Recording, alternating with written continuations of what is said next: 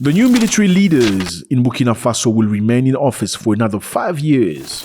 Yeah, crazy, yeah. I mean, these people came into power chasing other people because the other people were not doing their jobs correctly. And they promised to stay for a little bit. Just 2 years. But now they say they're going to stay for 5 years. What's up, everybody? I hope you're doing good. It's a beautiful day. Thank you very much for coming back again today. I love you very much, I'm Zack. I don't know who you are, but if you watch this video until the end, we're going to like each other. No doubt about it. Okay. So, Burkina Faso. Here's a map. You remember this place. We've spoken about it many times. The military leaders of Burkina Faso came into power 2 years ago. And they asked to stay in power for 2 years before they get back into civilian ruling. Okay? So the military leaders of Burkina Faso say now that they will stay in power for another 5 years following the discussion they just had. The duration of this transition is fixed at 60 months, so that's 5 years, said Colonel Moussa Diallo.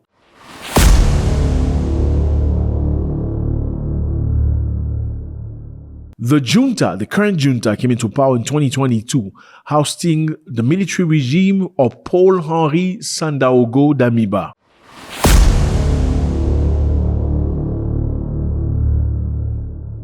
Paul-Henri Sandaogo Damiba was ousted because he was fighting against terrorists, but he was very lazy. They found him extremely lazy.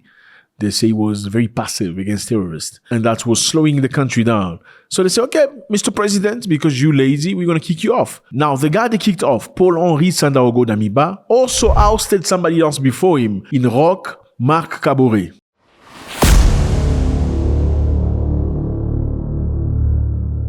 We have Roch Marc Kaboré, who was president. He was ousted by Paul-Henri Sandaogo Damiba because he accused Roch Marc Kaboré of being lazy. Then Ibrahima Traore ousted Paul-Henri Sandaogo because he was lazy fighting terrorists.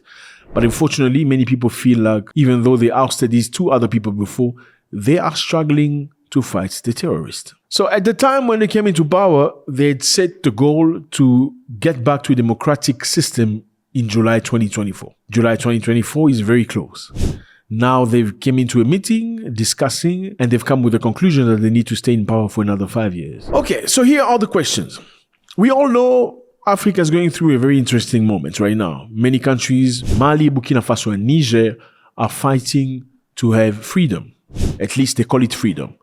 And right now, we're seeing them, after they made a promise saying they're going to get back into democratically elected government in July 2024, change their mind and say we're going to stay for another 5 years. Now, my question is this one. The question is, are they really working for the people? Are they being honest?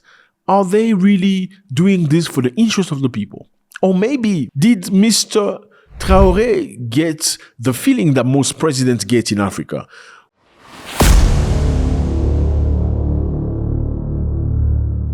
The feeling is, once you become president, you start to rule, you see some money, you see some opportunities, you see what freedom is.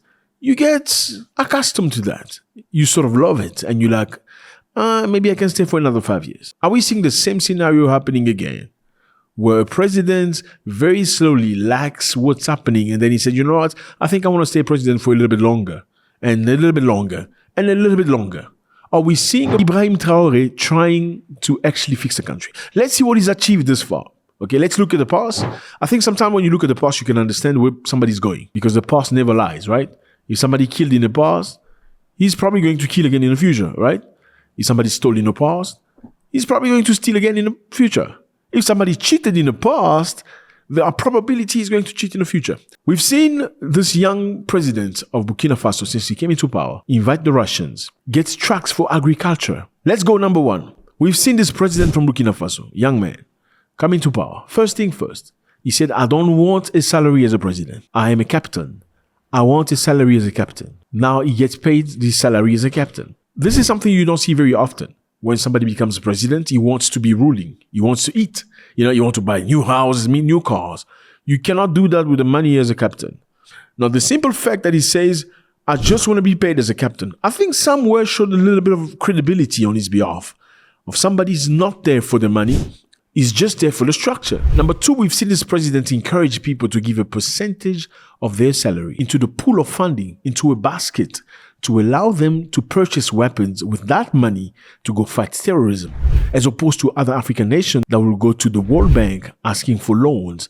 He chose not to ask for loans and ask his people to come together with their own money, a percentage of their salaries, so they can put it together and buy things that the country needs. That's number 2. Number 3, we've seen this person bring in tractors, trucks for agriculture to get the country moving toward a direction that's independent, not waiting for help and aids coming from European countries, because when Europeans give you, it's never for free.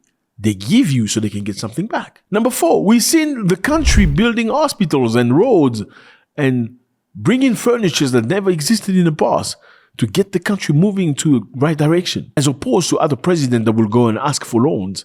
He's been very African into his stance. Number 5, we've seen him go to the front by himself, a president of a republic going to the front to speak to the soldiers. Mettez-vous au travail encore plus. Toutes ces populations dans les Banwa ici, il faut tout mettre en œuvre pour pouvoir les sécuriser. C'est vous qui avez ici le drapeau ici. Il n'y a aucune raison à ce que ce drapeau-là redescende.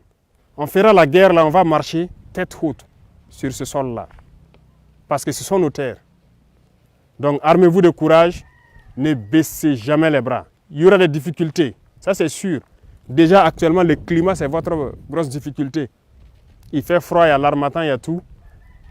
Himself being a soldier, going to the front and speaking to the soldiers. And I know many detractors will say, but he's a military, he's a soldier, so it's normal for him to go to the front. But then I will say his predecessors were all soldiers. They never went to front to encourage the soldiers in front to fight against terrorism. Just going by those 5 points we've elaborated, I think we can somehow say that we see that he's being genuine in whatever he's trying to do. He's clearly not there looking to enrich himself, at least not that we know of. We can clearly see that this young president is trying to move his country to a direction of freedom. Now, the other questions remain. Is he going to turn into another president? I'm not going to name president here because if you name president, then you can't travel to them countries. Yeah, I'm just being honest. There are plenty of presidents in Africa. They came there for 1 term. They've been there for 50 years. I'm just being honest with you. If you name these people on YouTube, the next thing you want to catch a flight to going to their country, visiting, they're going to stop you at the airport. I don't want that. All I'm saying, you do your own research. Is this person, Ibrahima Traore, going to turn into a president that stays in power for longer than necessary? Let me know how you feel about this. It's always a great pleasure. What we know for sure is he asked French soldiers and troops to leave the country. He came and his goal was to liberate his country, to disallow anybody else from outside to profit from the country while his people are suffering. God bless.